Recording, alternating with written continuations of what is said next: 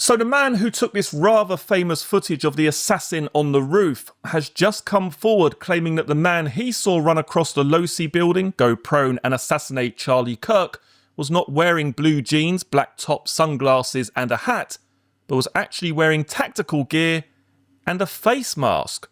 In this video, I'll be taking a look at these brand new claims in detail, and I'll also be sharing with you some further information that bizarrely seems to bolster this story and add further credibility.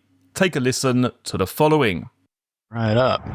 Yeah, you think he'd already be in place? You would think that. So there's somebody on the roof right there? Just saying? Huh. He just ran from, where's my finger? Well, from over there, ran in. And now he's right there. Just saying. So the following footage, this was recorded between 12:22 and 12:23 p.m, just a matter of mere seconds before Charlie Kirk was shot. Now, the person who recorded this footage, he claims that he stopped recording and maybe 20 seconds later the shot rang out, the suspect stood up and made good his escape. But the person who filmed this footage is now by all accounts claiming that the person that he saw run across the roof, go prone and fire off the rifle wasn't dressed in jeans, wasn't dressed with black sunglasses, black hat and a black top. This individual wasn't Tyler Robinson. The person that he saw run across the roof was wearing tactical gear and a face mask. Now on the face of it, this does sound, a little bit fanciful, but the face mask actually makes a second and third appearance in this story. So do bear with me. Stick with me here. Now, the following information was provided by Candace Owens last night on YouTube. She's been in contact with the very person who filmed this footage, and she said the following. I don't want to give too many identifying details here, but this person himself has a lot of experience with guns and knows guns and, helps to train people in that sort of a capacity, and said that they observed that individual, the FBI saying that the shooter dropped onto the roof at 12:15 didn't make sense to him. He said earliest it was 12:22 that the individual ran across, set up, took the shot. And I said, well, you must have been there, because he then sends me I wanted to see all of the metadata of when he took that footage. And the metadata begins at 12:22 and goes into 12:23, the very minute that Charlie gets shot. And he says, yeah, I saw the shot. I had just stopped recording about 20 seconds before the shot rang out. And he said that he told them a description of what the shooter looked like. And it was not the description that the entire world received less than 24 hours later of this person, Tyler Robinson, wearing jeans. I said, was he wearing jeans? He said, no. Actually, this person was dressed in tactical gear and he was wearing a face mask. And he said, according to him, and like I said, he has a lot of experience with guns, that this person looked to him like a foreign agent. I don't know if he's wearing all black, how he got that, but he said he was very certain that this person was skilled, knew exactly what he was doing, and was highly trained, like a highly trained assassin, so to speak. Okay. He then says something else. As soon as George Zinn got arrested and that started circulating, he ran to someone on campus and said, this is the wrong person. I observed this person with my eyes. You have the complete wrong description. The person you're looking for is wearing tactical gear and is obviously young, because I watched him sprint back after taking the shot. I saw this with my own two eyes. And for whatever reason, that never made its way out that we can see of a description of a person wearing tactical gear. We're kind of left with this idea that he was wearing the now infamous veterans shirt with the American flag on it and some jeans. So he also said something that we had not heard, which is that he knows guns, and the gun that the FBI found was not the gun that he saw, that the gun that he saw was smaller. And I'm going to read you directly a text message that he sent me, again, protecting his identity. He said, watching the video of the impact, hearing the sharp crack instead of a big hunting rifle's boom, and seeing what looked like a shorter rifle platform, albeit with the absence of the shape of a standard 30-round magazine, the assassin may have used a 10 or 20-round magazine, only expecting to shoot once or twice. I would guess that he was shot with a Hornady V-Max or similar lightweight 223 bullet designed for very rapid expansion. Of course, I don't have access to any autopsy reports like you might, but if they found small shards of copper rather than one large copper-coated lead slug, that's the gun and bullet I would expect was used. So I wanted to share that because I know that a part of this entire thing was our upset at kind of being taken for a ride by the FBI. It makes no sense to me that they wouldn't share those details immediately while this manhunt was taking place. We got every other name and basically every other description, and we're told nothing like what this person who says that he was an eyewitness, he was the eyewitness to this, and that he went right in and said all this information. Why wouldn't you share the eyewitness report that you received that completely counters the narrative? And I would say, again, assuming this guy's story checks out, and it seems to me that it did, and he sent us the data, and we looked at the metadata that he was the person who took that video, it doesn't make sense to me. It literally makes no sense to me that they would obfuscate these details when they're speaking to the public. So, yeah, like I said, we are exploring every lead here, and I just found that to be quite stunning. I don't know what to make of all of this. I guess what we make every single episode is the fact that they're just lying to us about everything, about literally everything. Now, as I say, on the face of it, when you hear tactical gear and face mask, you just think to yourself, is this bloke on the wind-up? Is he taking the piss? But what caught my eye, what caught my attention here in Candace Owens' video is where she said he approached police and gave that description. Now, think about this. This guy's just recorded this footage 20 seconds after he stopped recording. The shot rings out. There's pandemonium. He believes he's got a good view of this suspect, and he's approached police. That doesn't sound too fanciful. That sounds fairly realistic, doesn't it? And surprisingly, I've actually got something that seems to back this version of events up, at least in terms of him approaching the police and giving this description.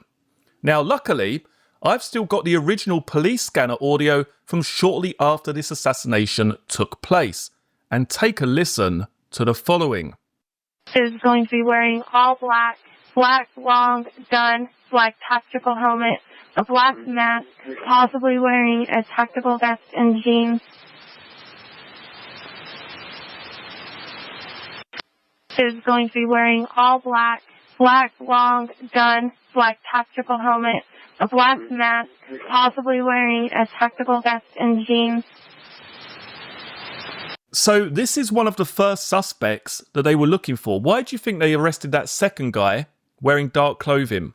Because one of the first suspects that police were looking for was dressed in all black, long black gun, possibly a black tactical helmet, black mask, importantly, possibly black tactical vest and jeans.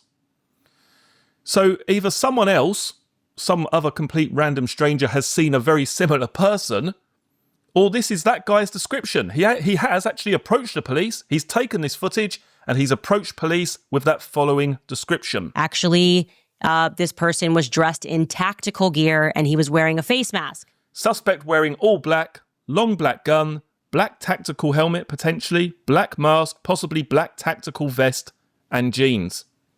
And it's the black mask, isn't it? That's what stands out to me personally. It's this mention of the mask. And again, he's spoken to Candace Owens there and said, I believe he was wearing tactical gear and a face mask. Surely this guy has actually approached the police. That part is actually true. It's not as if he's having a conversation with this Candace Owens and, and just making up some complete load of crap. There is actually some substance here to what he's saying, at least in terms of him approaching the police and saying what he saw. Now, if this is the guy who took the footage, which I actually truly do believe it is, then surely this is the description he passed on to the police. That part of his story is actually accurate. Now, Candace Owens in that video there, she mentions that, why wasn't this suspect put out there into the public domain? Why wasn't it mentioned this is who we're looking for? But as I say, luckily, I kept hold of that police scanner audio, and it clearly was one of the first people that they were looking for. One of the first suspects was dressed as I've just stated there, all black, long black gun, possibly black tactical vest and jeans, and the black mask. They were, by all accounts, looking for that suspect at a very early stage.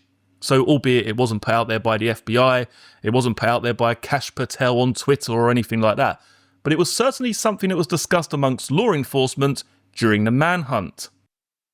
Now, this is where the black face mask seems to make a reappearance. Now, bearing in mind, the news regarding tactical gear, face masks, this, that and the other, that was only released last night by Candace Owens on YouTube. Now, on the 13th of September, Josh Kemp, neighbour of Tyler Robinson, he gave an interview to the press. And there was something that stood out to me very early on in this particular interview. Now, I'm going to play his full interview. It's only about 3 minutes long. I'm going to leave that at the end of the video. You can make up your own mind. Is this guy a fantasist? Is he telling the truth? I've got no idea. But this is where the face mask makes a reappearance. And this was on the 13th of September. So this guy here, Josh Kemp, he can't be aware of the black tactical gear, the black face mask. He can't be aware of this when he's giving this interview. But take a listen to what he says next. It was about the time I saw them. So how long ago was that? I would say about 2 weeks ago. And did they? So they looked like they were couples. Yeah. Yeah. And he was dressed all in black. Yeah. Definitely. And you thought he was weird. Yeah. I definitely. Yeah. What was weird about him? Just the way he walked and just the way I've seen him. I've never seen really anybody dressed all in black with a mask on, and I thought that was just quite weird. I've never seen really anybody dressed all in black with a mask on. Anybody dressed all in black with a mask on. Be wearing all black, black long gun, black tactical helmet, a black mask, possibly wearing a tactical vest and jeans. What was weird about him? Just the way he walked and just the way I've seen him. I've never seen really anybody dressed all in black with a mask on, and I thought that was just quite weird. What's also worth remembering is that when you read the charging sheet or the probable cause affidavit regarding Tyler Robinson, there is a point on the CCTV when he makes his way up to the roof and they lose sight of him for a brief section of time. Now, is it beyond the realms of possibility that Tyler Robinson in that backpack has a black face mask? The black mask has gone on, he's run across the roof, he's gone down into the prone position, he's taken the shot, put the mask back into the bag possibly, and made good his escape. Now, what we do know is that the footage is incredibly poor quality. You know, we can't really tell whether he's got a rifle. Has he got a rifle? Is it a towel? Is that thing bending there when it should be straight? Hang on a minute, is that part of the rifle? I don't know. To me, it's too grainy to tell. When I see the photos of this individual walking up the stairs, does it look like he's got a gun in his trousers? No, to me it doesn't. You know, but that's just my own personal opinion. But it's this mask, isn't it? Making not one, not two, but now 3 appearances in this story. And it's not just coming out now. It's not people just saying, you know, in the last 24, 48 hours, oh yeah, black mask, yeah, there's this person with a black mask. This goes all the way back to hours after the assassination. The police scanner looking for someone with a black mask. You've got this guy taking the footage. I saw someone with tactical gear and a black mask. I reported it to the police. Well, that part would seem accurate. That part would seem truthful. Then we have the neighbour back on September 13th. Well, you know, I saw him 2 weeks ago. I saw Tyler Robinson wearing all black and a black mask. It was really strange. I've never seen someone wearing that sort of outfit. Is there a connection there? Let me know some of your thoughts down in the comment section below. Are they holding hands? Yeah, they were. So, yeah, they drove off in his car, the Dodge Challenger. The time you saw them or this week? It was about the time I saw them. So how long ago was that? I would say about 2 weeks ago. And did they? So they looked like they were couples. Yeah. Yeah. And he was dressed all in black. Yeah. Definitely. And you thought he was weird. Yeah. I definitely. Yeah. What was weird about him? Just the way he walked and just the way I've seen him. I've never seen really anybody dressed all in black with a mask on, and I thought that was just quite weird. For those who've never seen the roommate, describe that person for us. He did have freckles on his face. For the haircut, it was a weird haircut. I can't quite. It was kind of a mushroom shaped one. Yeah, I would say he didn't come out much, but definitely a few other, like just a little bit at a time. There's some published reports out there that this individual, the roommate, may have been transitioning. Did that correlate with what you saw? Yeah, definitely. Okay, so he was going to have an operation to be turned into a woman. Yeah, and I think he was getting ready for that. Sorry, in what way do you think?